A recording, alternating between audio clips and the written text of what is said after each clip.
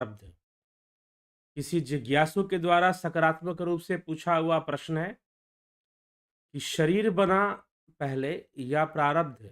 क्योंकि पीछे विवेक चूड़ामणि में एक चर्चा हुई जिसमें यह कहा गया कि प्रारब्ध से ही शरीर बना।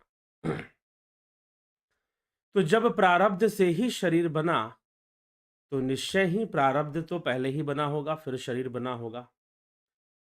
लेकिन फिर शरीर बना तो क्या फिर अगले शरीर शरीर का प्रारब्ध बनेगा? जी हाँ, प्रारब्ध बनेगा। प्रारब्ध के कारण ही आपका जो जन्म है, 3 चीज़, आपका जन्म, आयु मतलब कि योनि, आयु और भोग, जाति, आयु, भोग, ये तीनों प्रारब्ध से मिलता है।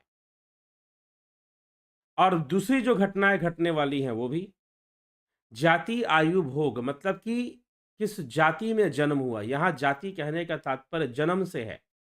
जन्म से है तो जिस योनि में जन्म हुआ वही जाति है, योग सूत्र के अनुसार। तो और आयु कितनी होगी और भोग क्या होगा, मतलब सुख कितना भोगेंगे आप, दुख कितना भोगेंगे आप, यह सब विषय जो है, यह सब विषय क्या है, प्रारब्ध से ही मिलता है, प्रारब्ध से ही प्राप्त होता है। हम कितना सुख भोगेंगे, कितना दुख भोगेंगे, जीवन में कैसी कैसी परिस्थितियां बनेंगी, यह सब प्रारब्ध से भी ही मिलता है। लेकिन एक कर्म, क्रियामान कर्म भी होता है, वो भी चलता रहता है। वो कर्म वो है जो चलायमान है, चल रहा है। और आगामी कर्म है जो आने वाले हैं, वो आगामी कर्म भी हैं। आगामी कर्म भी साथ में हैं जो आने वाले हैं। तो कर्म का चक्र कैसे चलता है? जिस समय कर्म का फल आप भोग रहे होते हैं, उस समय एक नवीन कर्म भी कर रहे होते हैं। आप सिर्फ फल नहीं भोगते, फल भोगने के साथ कर्म भी करते हैं। तो कर्म की जो व्यवस्था है वह चक्रीय है। इसीलिए दोनों ही चीजें एक समय पर हो जाती है, फल का भोगना भी और कर्म करना भी। ठीक। तो अब कर्म, प्रारब्ध क्या है? प्रारब्ध कर्म का एक रूप है। जैसे कर्म है तो कर्म को 3 या 4 प्रकार से बताए गए हैं। एक है क्रियामान कर्म, एक है संचित कर्म और एक है प्रारब्ध कर्म और एक आगामी कर्म है। तो क्रियामान कर्म जिसका फल हमें तुरंत मिल जाता है या कुछ ही समय में प्राप्त हो जाता है, कम समय में प्राप्त होता है। जैसे कि हमने खाना खाया, हमें हमारा पेट भर गया, हमने स्वाद का आनंद भी उठाया। ठीक है? तो हमने भोजन किया और हमारा पेट भर गया, हमने पानी पिया और हमारा प्यास बुझ गया। हमने एक कर्म किया और उसका फल हमें तुरंत ही प्राप्त हो गया। तो ये क्रियामान कर्म होगा। लेकिन फिर कुछ ऐसे कर्म होते हैं जिनका फल तुरंत प्राप्त नहीं होता, शीघ्र प्राप्त नहीं होता। तो ऐसे कर्म क्यों होते हैं जिनका फल शीघ्र प्राप्त नहीं होता? वास्तव में ऐसा कुछ भी नहीं है कि किसी कर्म का फल देर से प्राप्त हो। ऐसा कोई सिद्धांत, ऐसा कोई नियम नहीं है कि किसी कर्म का फल देर से प्राप्त हो। जी नहीं। कर्मों का फल अपने समय से ही प्राप्त होता है। किसी भी कर्म का फल देर से प्राप्त नहीं होता। अगर मान लीजिए कि आपने आम का बीज बो दिया, अब आम का पौधा उत्पन्न होगा, फिर वो वृक्ष बनेगा और फिर फल देगा। आप उसकी सेवा करेंगे कुछ समय तक, जब तक वो थोड़ा बड़ा ना हो जाए, मजबूत ना हो जाए, तब तक आपको उसको सुरक्षा, पानी, खाद सब देना है। आप कर्म कर रहे हैं, लेकिन तुरंत फल नहीं मिल रहा है। फल तो आपको मिल रहा है, आम का वृक्ष जब बड़ा हो गया, फिर उसमें से फूल आने शुरू हुए और फल आने शुरू हुए, तो आपको फल मिला कुछ वर्षों बाद। आपकी मेहनत का फल तुरंत आपको प्राप्त नहीं हुआ। तो आप क्या कहेंगे कि फल देर से मिला? जी नहीं, फल देर से नहीं मिला, फल अपने समय से ही मिला है। फल अपने समय से ही मिला है, क्योंकि आपने जो कर्म किया था उसकी प्रकृति कुछ इसी प्रकार की थी। आपने जो कर्म किया था उसमें कुछ वैसा ही समय था और कुछ ऐसी ही स्थिति बनी हुई थी। तो कई बार लोग पूछते हैं कि एक व्यक्ति बुरे पे बुरे कर्म किए जाता है, लेकिन उसका फल उसे नहीं मिलता। बुरे से बुरे कर्म किए जाता है, लेकिन फल की प्राप्ति उसे नहीं होती दिखाई देती। उसे उसका तो और अच्छा होते जाता है, उसका तो और भला ही होते जाता है। वो धनी से और धनवान बन जाता है।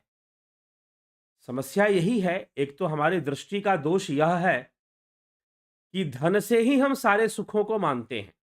यद्यपि ऐसा है नहीं, परंतु फिर भी हमें ऐसा भ्रम है कि धन से बहुत सारी समस्याओं का समाधान हो जाता है। वास्तव में समस्याओं का समाधान होना होता है, तभी किसी को धन भी प्राप्त होता है। नहीं तो कई लोगों की समस्याएं बिना धन के भी कुछ दूसरे साधनों से भी समाधान हो जाती हैं।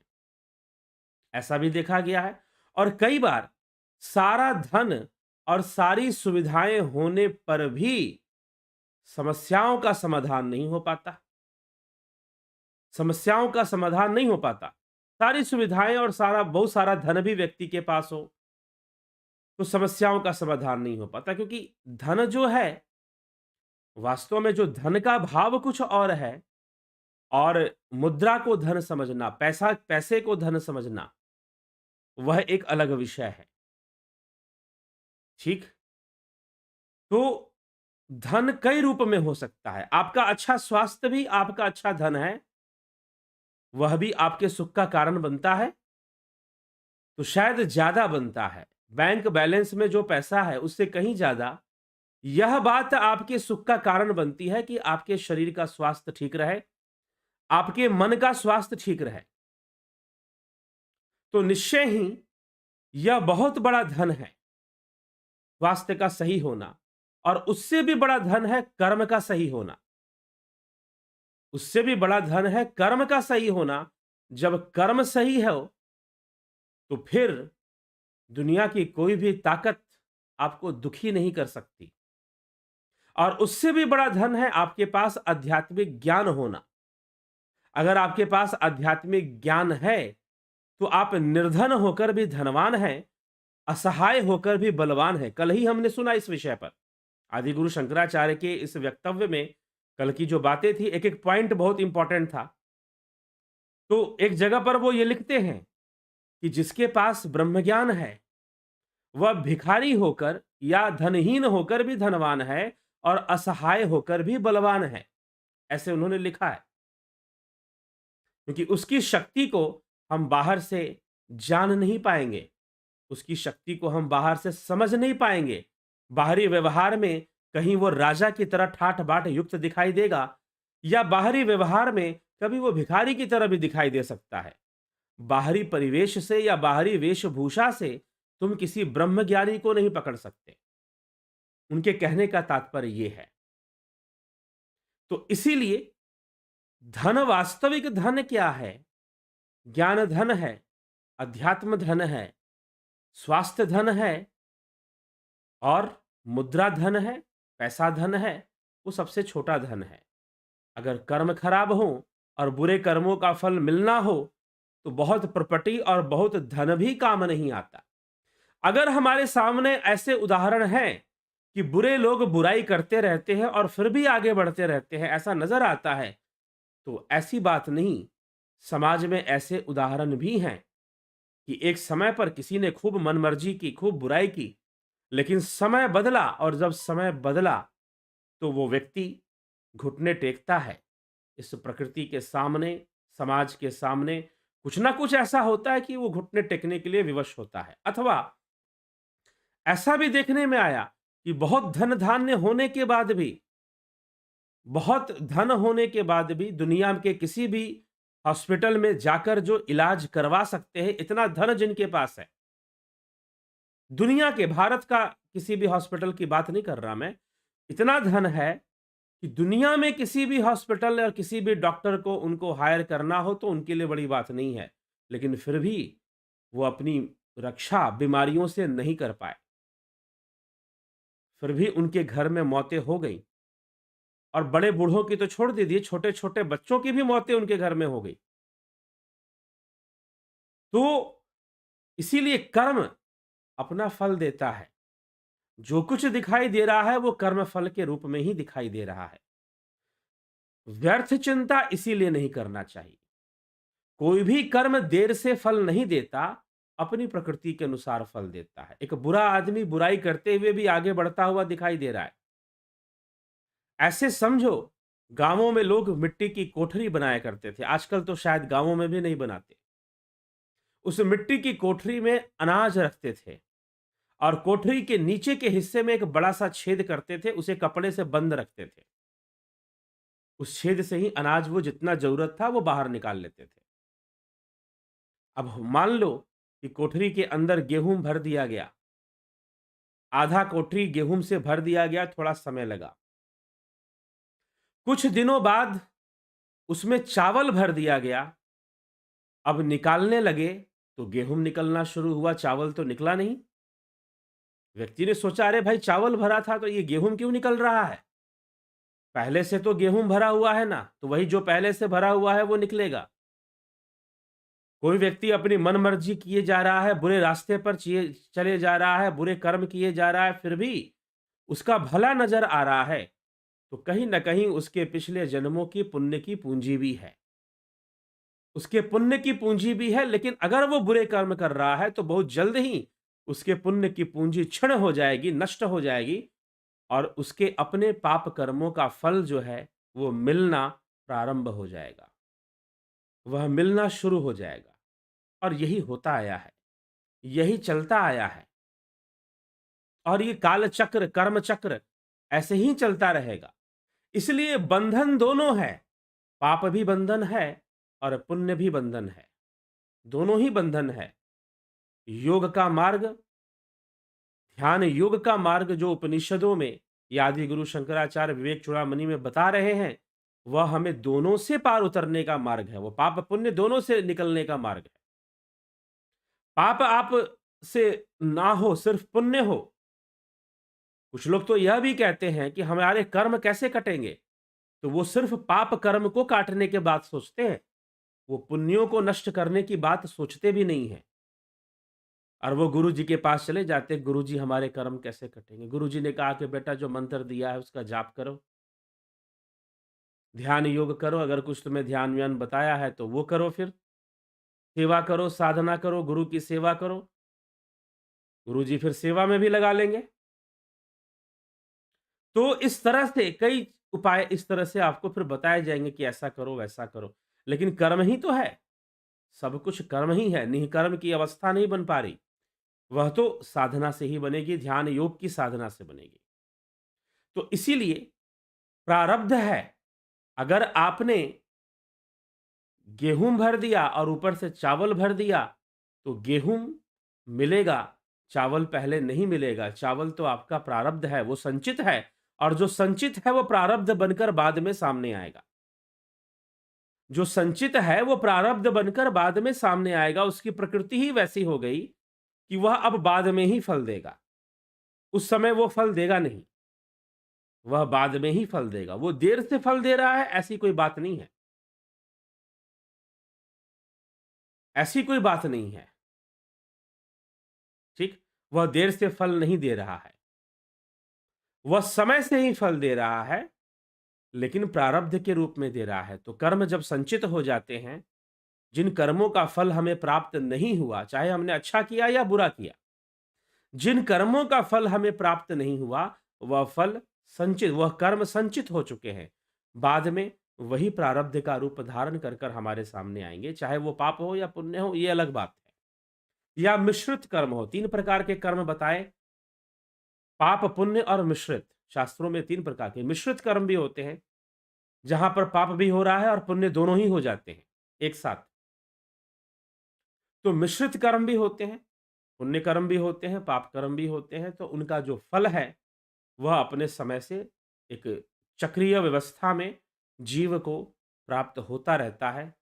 और जीव को फल क्या प्राप्त होता है? फल भी कर्म के रूप में प्राप्त होता है। फल भोगते हुए भी वो कर्म ही करता है। तो इसलिए कर्म का जो चक्र है वो बहुत ही कर्मन की गति न्यारी क्यों कहा गया? सूरदास जी की एक वाणी है, ऊधो कर्मन की गति न्यारी, मूर्ख राजा राज करत है, पंडित फिरत भिखारी, ऊधो कर्मन की गति न्यारी। कर्मों की गति बड़ी न्यारी है, बड़ी उलझी हुई गति है ये, उलझी हुई गति है, क्योंकि ये रुकती ही नहीं है। यही श्री कृष्ण भगवान अर्जुन से तीसरे अध्याय श्रीमद् भगवद गीता के तीसरे अध्याय में कहते हैं कि ना तो कश्चित क्षणमपि जातु तिष्ठत्य कर्मकृत, की क्षण मात्र के लिए भी, अर्जुन क्षण मात्र के लिए भी तू कर्म का त्याग नहीं कर सकता। तो इसीलिए मैंने कहा कि फलों को भोगते हुए भी कर्म होता रहता है। फलों को भोगते हुए भी कर्म होता रहता है। ठीक है? तो कर्म निरंतर ही होता रहता है। जब तक समाधि की अवस्था में साधक योगी ना पहुंचे, इसे त्रिगुणातीत अवस्था में ना पहुंचे, त्रिगुण बंधन को ना तोड़ दे, यह जो रजोगुण, सतोगुण, तमोगुण का बंधन है, इसको ना तोड़ दे, तब तक योगी के लिए वह सारी चीजें रहती ही रहती हैं और वो कर्म करता ही रहता है, बंधन में बनता ही रहता है। अब उन कर्मों में कुछ क्रियामान हैं, कुछ संचित हो गए, कुछ आगामी आने वाले निश्चय। अब प्रारब्ध से ही आगामी भी निश्चित हो जाता है कि आगे आने वाले में क्या कर्म करना है, वो भी प्रारब्ध से निश्चित होना शुरू हो जाता है। तो फिर प्रारब्ध हो गया, प्रारब्ध फिर हमें भोगना पड़ता है। प्रारब्ध हमारे भाग्य के रूप में हमारे सामने होता है। तो भोगने के संदर्भ से प्रारब्ध ही पूर्व निर्मित होता है। लेकिन ये कर्मों का चक्र शुरू कब से हुआ? ये शुरू ही रहता है। इसका कोई शुरू और होने का, कोई अंत का कोई मतलब नहीं है। जब से जीव है तब से कर्म है। क्योंकि जीव तभी है जब कर्म है। अगर जीव पूर्णतः निकर्म हो जाएगा तब तो ब्रह्म हो जाएगा ना, क्योंकि ब्रह्म निष्क्रिय है, निष्कर्म है, मतलब ब्रह्म का कोई कर्म नहीं होता। परमात्मा का कोई कर्म नहीं होता, जीव का कर्म होता है। कर्मों का फल भी जीव भोगता है। क्या शरीर भोगता है? प्रारब्ध से शरीर मिला, प्रारब्ध से ही शरीर मिला है। लेकिन क्या शरीर प्रारब्ध का भोग भोगता है? प्रारब्ध से शरीर है, लेकिन शरीर से प्रारब्ध नहीं है। ये ध्यान रखिएगा। प्रारब्ध से शरीर है, परंतु शरीर से प्रारब्ध नहीं है। क्यों नहीं है? क्योंकि भोग कौन भोगता है? क्या शरीर भोगता है? यही भ्रम है।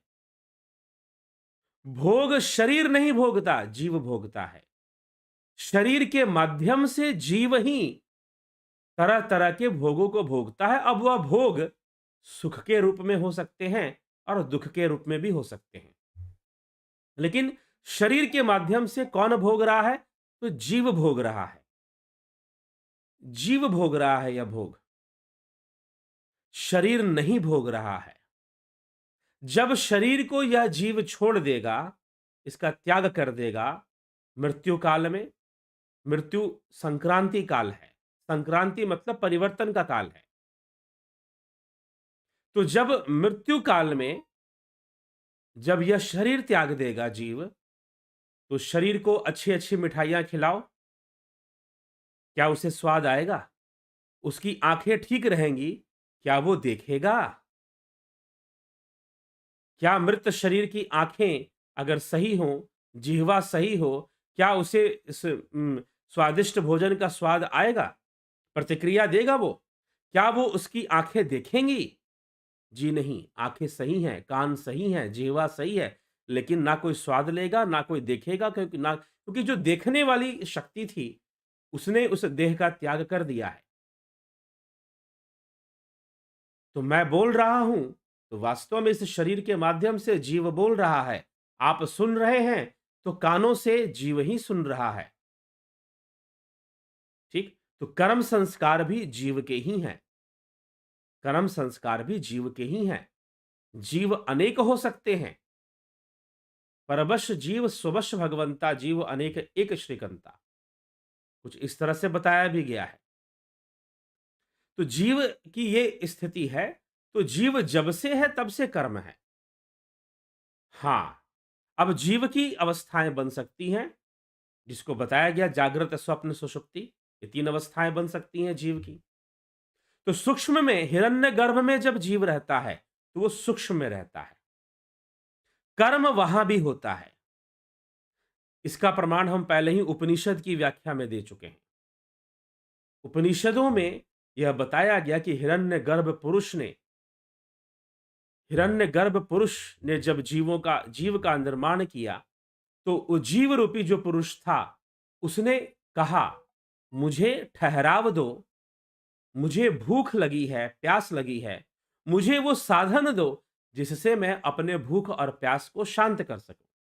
तो उसे सर्वप्रथम घोड़े का शरीर दिया गया, लेकिन उसे संतुष्टि नहीं हुई। तो उसे गाय का शरीर दिया गया, तो उसे संतुष्टि नहीं हुई। तो उसे मनुष्य का शरीर दिया गया, तो उसने कहा कि हाँ, ये अच्छा है, ये अच्छा है। ये बताया गया कि जीव जो है अनेकों योनियों में, घोड़ा, गाय और कीट पतंग, कई जन्म भय कीट पतंगा, कई जन्म गजमीन मृग। हम्म?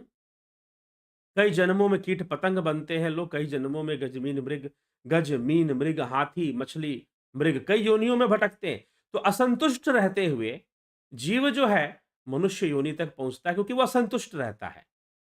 और मनुष्य योनि में भी वो असंतुष्ट रहता है, तो फिर वो मोक्ष का मार्ग पकड़ता है। मोक्ष का मार्ग पकड़ता है कि भाई अब पूर्णता संतुष्ट होने के लिए मोक्ष की ओर ही आगे बढ़ना पड़ेगा। इस लक्ष्य को वो सामने रखता है। ठीक है? योग का मार्ग। अब मोक्ष कोई ऐसी चीज नहीं है कि बस ऐसे हम कुछ पुण्य कर्म करेंगे मोक्ष हो जाएगा, जी नहीं। मोक्ष एक अवस्था है, अविद्या से मुक्ति ही मोक्ष है। आदि गुरु शंकराचार्य ने तो एक बात में ही कह दिया। ठीक? भवसागर भावातीत अवस्था ही मोक्ष है। मतलब भावातीत, भावनाओं से परे जो अवस्था है, जहां कोई भाव नहीं, जहां कोई वृत्ति नहीं, तो उस अवस्था को उन्होंने मोक्ष कह दिया है। तो ध्यान योग से ऐसी अवस्था में समाधि में लीन होना ही मोक्ष का साधन है। तो जीव को फिर उस ओर जाना पड़ता है, नहीं तो वो जब से है, पहले वो सूक्ष्म में आया, स्थूल में सीधा नहीं आया। जब उसकी उत्पत्ति जब इस सूक्ष्म में मानी गई, तो सूक्ष्म से ही वह भूख प्यास के लिए तड़पा और फिर स्थूल में आया, अनेक योनियों में भटका, अनेकों कर्म किए। तो कर्म सूक्ष्म में भी होता है, स्थूल में भी होता है, जागृत में भी होता है, स्वप्न में भी होता है। और सुषुप्ति में कर्मों का बीज होता है, कर्म नहीं होता। संस्कार रूपी बीज रहते हैं, उन्हीं संस्कारों के कारण दोबारा वह जागृत अवस्था में वापस लौटता है, अपने कर्मों का फल भोगने के लिए और नए कर्म करने के लिए। कर्मों का फल भोगते भोगते वो नया कर्म भी करता ही रहता है, यह चक्र चलता ही रहता है। तो इसीलिए जीव और कर्म ये आगे पीछे नहीं है, ये दोनों बराबर चलते हैं, एक साथ चलते हैं। कर्म नष्ट हो जाएंगे, सारे कर्मों से निवृत्ति मिल जाएगी, तो जीव ब्रह्म हो जाएगा, जीव अपनी पूर्णता को प्राप्त कर लेगा। जिस दिन वह कृत्य कृत्य हो जाएगा, कृत्यो कृत्यो अहम, नारायणो अहम, कृत्य कृत्यो अहम। अभी परसों के व्याख्यान में हमने सुना, नारायणो अहम, कि मैं ही नारायण हूं, और कृत्य कृत्यो अहम, मैं संपूर्ण कर्मों को करने वाला हूं, कृत्य कृत्य हूं। तो जिसके संपूर्ण कर्म पूरे हो जाएंगे, मतलब वो कर्म बंधन से मुक्त हो जाएगा। तो जैसे ही कर्म खत्म हो जाएंगे, तो जीव ब्रह्म हो जाएगा। जीव के लिए फिर कोई बंधन नहीं होगा, जीव अपनी पूर्णता को प्राप्त कर लेगा। और उसको जीव की पूर्णता का प्राप्ति ही तो मोक्ष है। ऐसी अवस्था को जीव फिर प्राप्त कर लेगा। ठीक है? तो कर्म पहले शुरू हुआ या जीव पहले आया, इसमें आगे पीछे वाली कोई बात नहीं है। ठीक? आगे पीछे वाली इसमें कोई बात नहीं है। दोनों क्रिया एक साथ ही शुरू हो गई, एक साथ ही चलना आपने स्विच दबाया, बल्ब पहले जला कि रोशनी पहले आई? रोशनी पहले आई, आप क्या ढूंढोगे? जैसे ही जला वैसे ही रोशनी भी फैली। हाँ, आप तक पहुंचने में थोड़ी देर हो जाए, बात अलग है, लेकिन जैसे ही बल्ब जला वैसे ही रोशनी भी जल हो गई। तो दोनों एक दूसरे से अलग नहीं है, जीव और कर्म। जीव है तो कर्म है, कर्म है तो जीव है। कर्म नहीं रहेगा तो जीव भी नहीं रहेगा, जीव ब्रह्म हो जाएगा फिर। ठीक? तो दोनों हमेशा साथ ही रहते हैं, साथ ही रहते हैं। तो ये हमें इसको और एक दूसरे मतलब कि उनकी वृत्ति ही कर्म जीव की कर्म वृत्ति है। तो जब कर्म वृत्ति है तो जब तक जीवत्व है तब तक कर्म तो है ही। कर्मों का बंधन भी है, सुख-दुःख भी है, हर रूप में है, हर किसी के लिए है।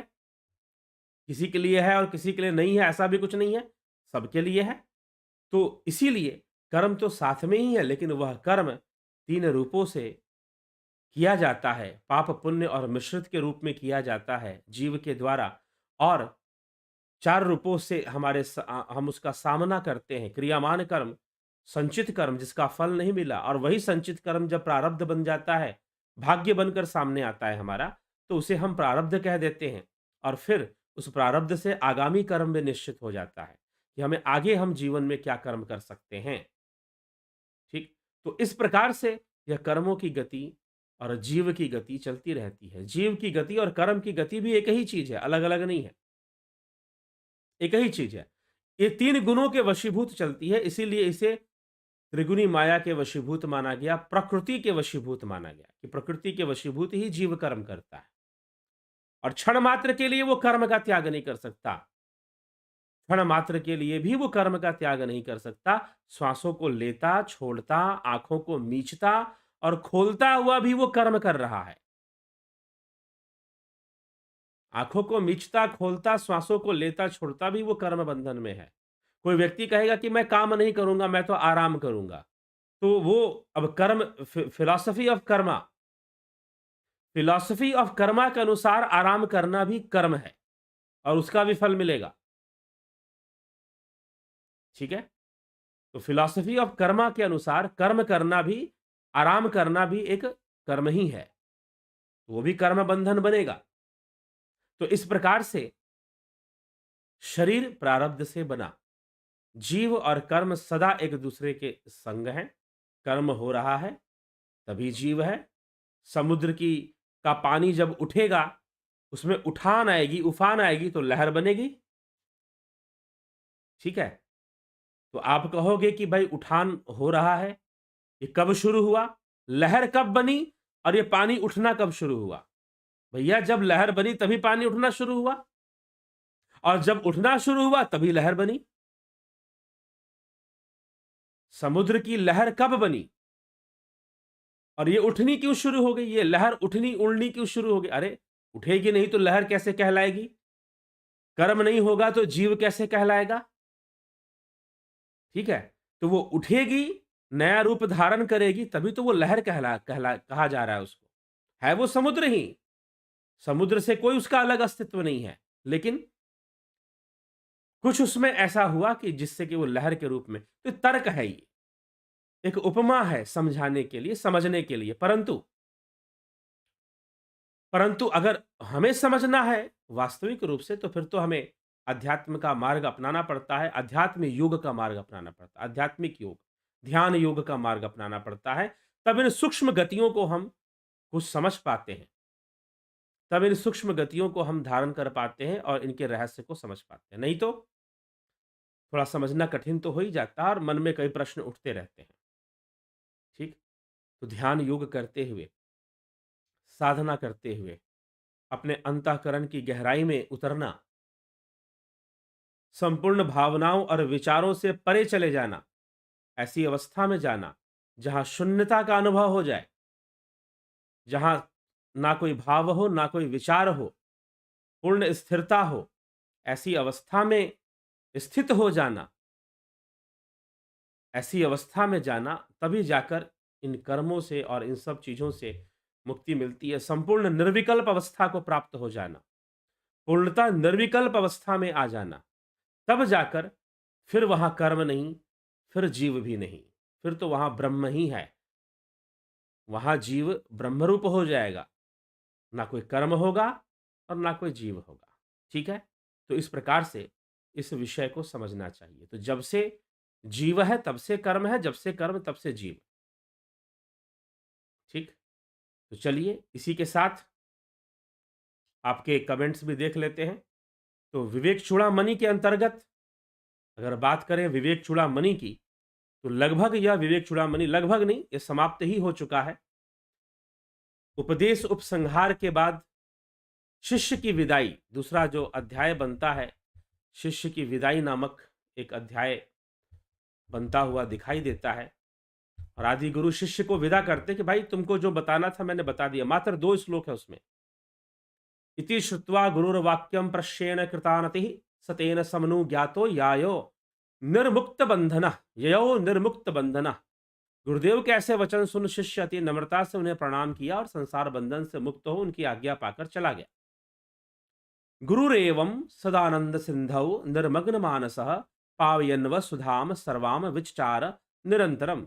गुरु जी भी सच्चिदानंद समुद्र में मग्न हुए संपूर्ण पृथ्वी को पवित्र करते निरंतर विचरण करने लगे। गुरु अपने रास्ते, शिष्य अपने रास्ते चले गए। समझ लिया शिष्य ने। फिर अनुबंध चतुष्टय 2 ही श्लोक लिखा गया इसमें, गुरु शिष्य की विदाई। इस प्रकार गुरु और शिष्य के संवाद रूप से मुमुक्षुओं को सुगमता से बोध होने के लिए यह आत्मज्ञान निरूपण किया गया है विवेक चूड़ामणि के अंतर्गत। वेदांत विहित श्रवण आदि के द्वारा जिनके चित्त के समस्त दोष निकल गए हैं और जो संसार सुख से विरक्त शांत चित्त श्रुति रहस्य के रसिक और मोक्षकामी हैं, वे यतिजन इस हितकारी उपदेश का आदर करें। और अंत में ग्रंथ प्रशंसा के ऊपर 2 श्लोक दिए गए हैं। इसमें कहा जा रहा है कि संसार मार्ग में नाना प्रकार के क्लेश रूप सूर्य की किरणों से उत्पन्न हुए दाह की व्यथा से पीड़ित होकर मरुस्थल में जल की इच्छा से भटकते हुए थके मांदे जीवों को अति निकट में अद्वितीय ब्रह्म रूप अत्यंत आनंददायक अमृत का समुद्र दिखाने वाली यह शंकराचार्य जी की निर्वाणदायिनी वाणी निरंतर जय को प्राप्त हो रही है। विवेक चूड़ामणि। ठीक, तो विवेक चूड़ामणि को इस प्रकार से समाप्त कर दिया गया है कुछ श्लोकों में। तो इसीलिए कल ही मुख्य चर्चा थी, आखिरी चर्चा थी। अब आगे कुछ दिन हम भज गोविंदम स्तोत्र पर चर्चा करेंगे, वो भी विवेक चूड़ामणि की विचारधारा पर है, लेकिन एक अलग परिवेश में चर्चा है। मात्र 33 श्लोक है उसके अंदर, 2 से 3 दिन में पूरा हो जाएगा। फिर मानस की व्याख्या और मानस के ऊपर विचार चर्चा शुरू की जाएगी। तो चलिए देखते हैं आपके कमेंट्स, आपके क्या कहते हैं, क्या कहना चाहते हैं आप। ज्योति दत्ता जी, ओम नमः शिवाय। इस अनुष्ठान शास्त्रों को अच्छी तरह से जानने के लिए एक बहुत बड़ा मौका मिला। बहुत बहुत आभार गुरु जी। तो ज्योति दत्ता जी, अभिनंदन है आपका। कमलेश खैरनर जी, हरिमोहन गुप्ता जी, प्रारब्ध एक जन्म का होता है कि कई जन्मों का? एक जन्म का प्रारब्ध एक ही होता है। एक हमें जन्म मिला है, शरीर मिला है, तो वो प्रारब्ध से मिला है। ठीक, आगे जो शरीर मिलेगा वो भी प्रारब्ध से मिलेगा।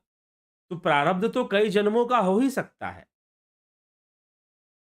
ठीक है, तो यह चीज है।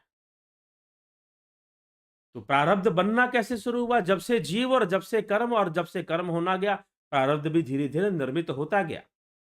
प्रारब्ध भी धीरे धीरे निर्मित होता गया। यह हम अपने जीवन के संदर्भ में देखते हैं, इसलिए हम ऐसी चर्चा करते हैं कि यह प्रारब्ध है, यह संचित है, यह क्रियामान है, यह आगामी है। लेकिन ऐसा कुछ भी नहीं है। वास्तव में हर कर्म का फल अपने समय से ही प्राप्त हो रहा है, ना कि देर से प्राप्त हो रहा है। यह हम काल के वशीभूत हैं, इसलिए ऐसा भ्रम होता है। कमलेश खैरनर जी, जगत नारायण जी, बहुत अभिनंदन। तत्व ज्ञान समझाने के लिए कोटि प्रणाम, अभिनंदन है आपका। गौरव सिंह जी, विक्रम सिंह जी, राजू पाल जी, हरिमोहन गुप्ता जी,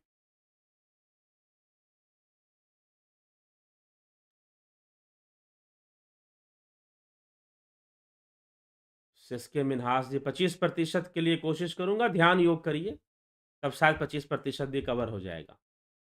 शंकर प्रसाद जी, बहुत अभिनंदन। अवनी प्रधान, चितरंजन बरुआ, किरीट शाह, बलवंत सिंह गोहिल, रूपलाल विश्वकर्मा, विनोद के सूद, अल्पेश नागजी भाई पटेल, अभिनंदन है आपका अल्पेश जी। महाराजेश्वरी जी, सोमनाथ शिंदे जी, प्रमोद सिंह जी, रमेश पेशवानी, सूरम पत्याल, राकेश चंद्र शर्मा, माई स्टडी, उषा श्रीवास्तव, जयंती भाई पटेल, बबीता धीमान जी, विंध्येश्वरी मिश्रा जी, सतीश कुमार जी, चंद्रेश्वर पांडे जी, सविता नायक जी, भगवती यादव जी, विष्णु चंद्र मौर्य जी, बहुत अभिनंदन है।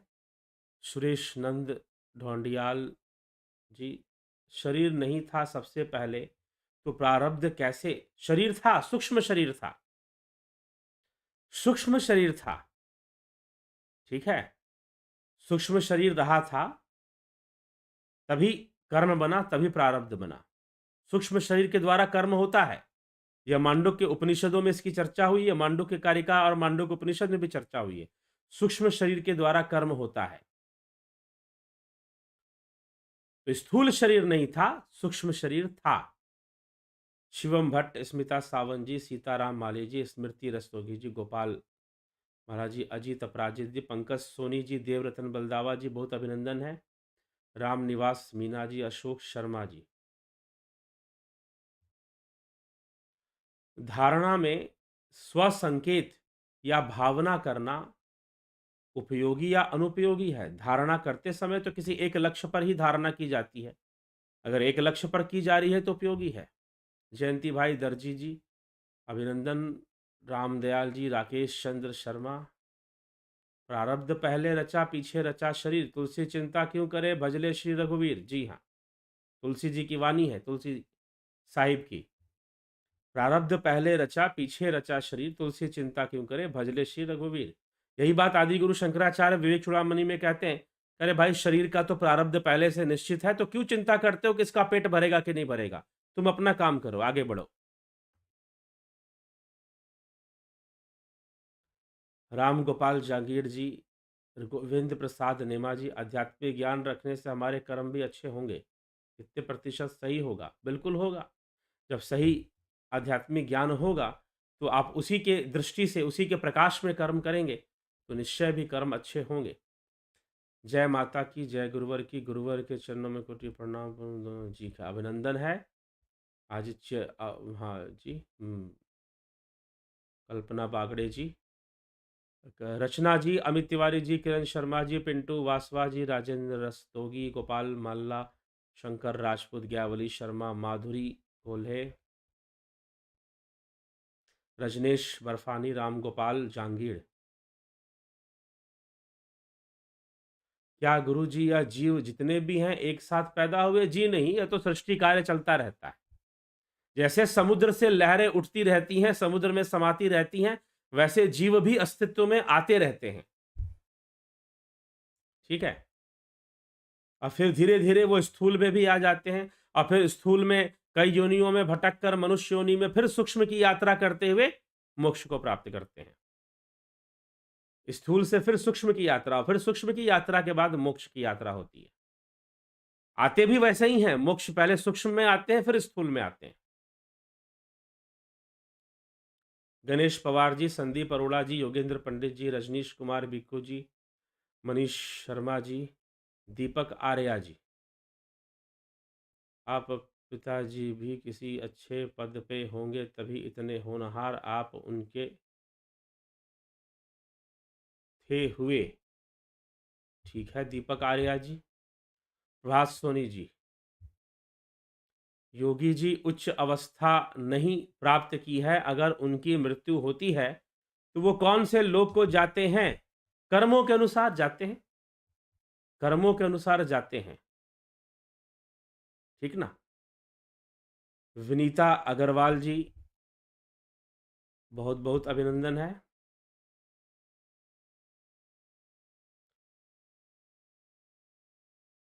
दीपक आर्य जी,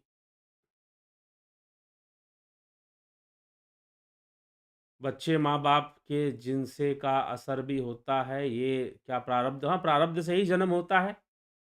माता राजेश्वरी जी,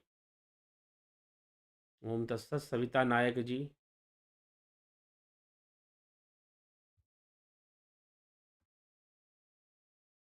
बहुत बहुत अभिनंदन है। माताजी का, सविता नायक जी का। तो चलिए विराम देते हैं, इसी के साथ विचार करना है और विचार करते हुए आगे बढ़ना है, विचारशील बनकर। अरे वाह! वाह! अरे आत्मा श्रोतव्यो, मंतव्यो, द्रष्टव्यो, निधि ध्यास्तव्यो।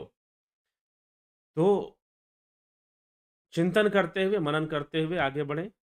बहुत जल्द जो है अभी कोर्स चल रहा है ध्यान योग का और क्या कहते हैं प्राकृतिक चिकित्सा का कोर्स ऑनलाइन चल रहा है।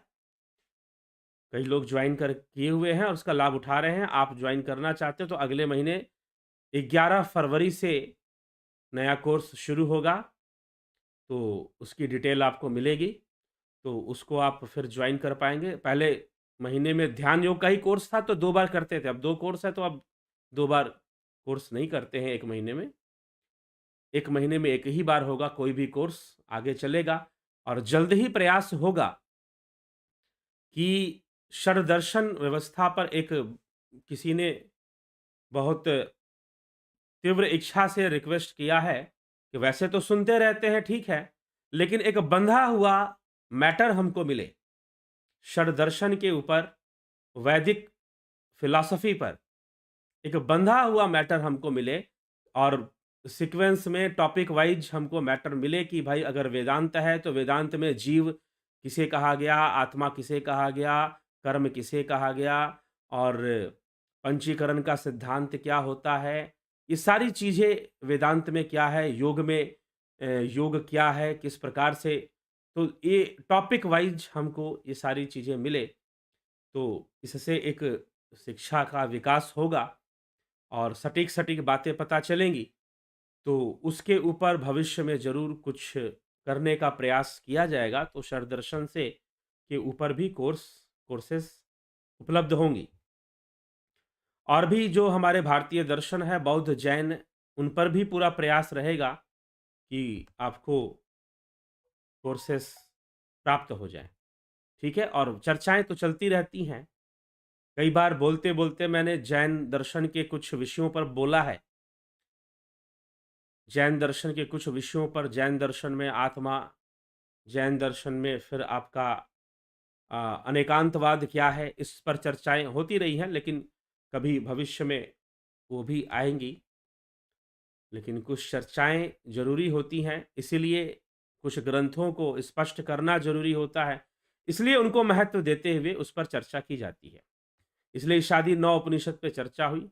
मानस अपने आप में बहुत महत्व रखता है, सामाजिकता, नीति, उसमें अध्यात्म भी है, लेकिन अध्यात्म होने के साथ-साथ कथा भी है, नीति भी है, सामाजिकता भी है, व्यावहारिकता भी है, राजनीति भी है, बहुत सारी चीज़ों को मानस में समाया हुआ है। तो चलिए शुरू करेंगे, उससे पूर्व भज गोविंदम स्तोत्र को भी हम समझेंगे। आदि गुरु शंकराचार्य द्वारा निर्मित यह भज गोविंदम स्तोत्र है।